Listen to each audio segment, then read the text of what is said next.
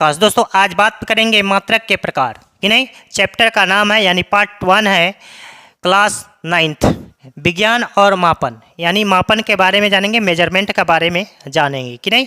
इसके पहले वीडियो में हम लोग जानेंगे भौतिक राशि किसे कहते हैं कि नहीं, फिजिकल क्वांटिटी के बारे में जान गए थे।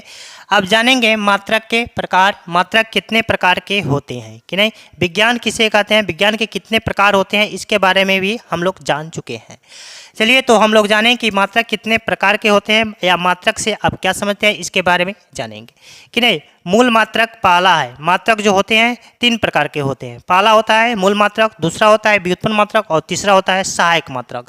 तो पहला मात्रक है मूल मात्रक, जिसको इंग्लिश में बोलते हैं फंडामेंटल यूनिट्स कि नहीं।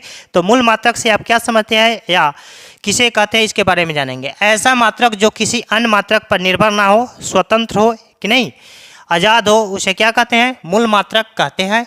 इसे आधारी मात्रक भी कहते हैं।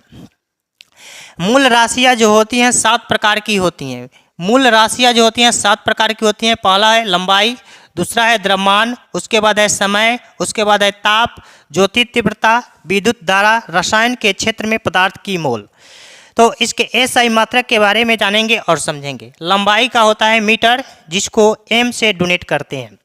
उसके बाद द्रव्यमान का होता है किलोग्राम, जिसको केजी यानी किलोग्राम को केजी से डोनेट करते हैं। उसके बाद समय का एसआई मात्रक होता है सेकेंड, जिसको एसई से डोनेट करते हैं। उसके बाद समय का एसआई मात्रक क्या होता है, सेकेंड, जिसको एस से डोनेट करते हैं। उसके बाद ताप यानी केल्विन, यानी ताप का मात्रक क्या होगा, केल्विन, इसको के से डोनेट करते हैं। उसके बाद ज्योति तीव्रता का एसआई मात्रक क्या होगा, कैंडेला, उसको सीडी से डोनेट करते हैं। उसके बाद है विद्युत धारा को हम लोग किस चीज़ से डोनेट करते हैं, उसके बारे में जाने। विद्युत धारा का एसआई मात्रक होता है एम्पियर, जिसको ए से डोनेट करते हैं। रसायन के क्षेत्र में पदार्थ का द्रव्यमान, रसायन के क्षेत्र में पदार्थ का द्रव्यमान जो होता है उसको मोल, यानी उसका एसआई मात्रक होता है मोल, जिसको MOL, मोल से डोनेट करते हैं। तो आइए हम लोग जाने व्युत्पन्न मात्रक किसे कहते हैं कि नहीं।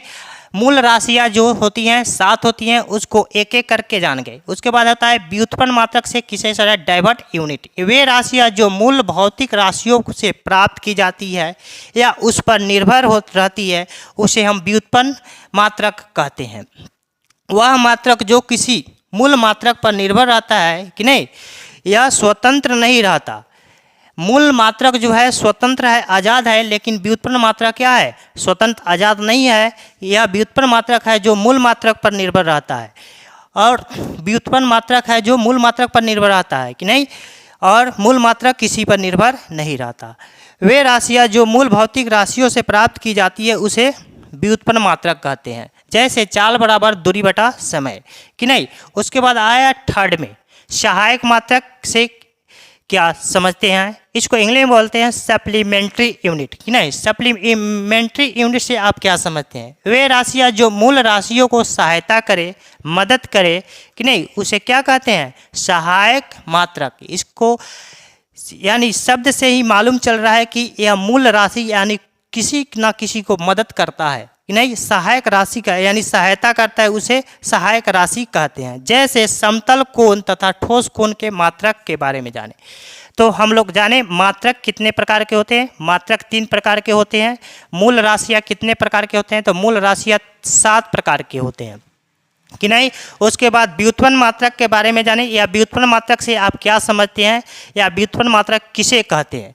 उसके बाद है सहायक मात्रक, या सहायक मात्रक से आप क्या समझते हैं, उसके बारे में जाने कि नहीं।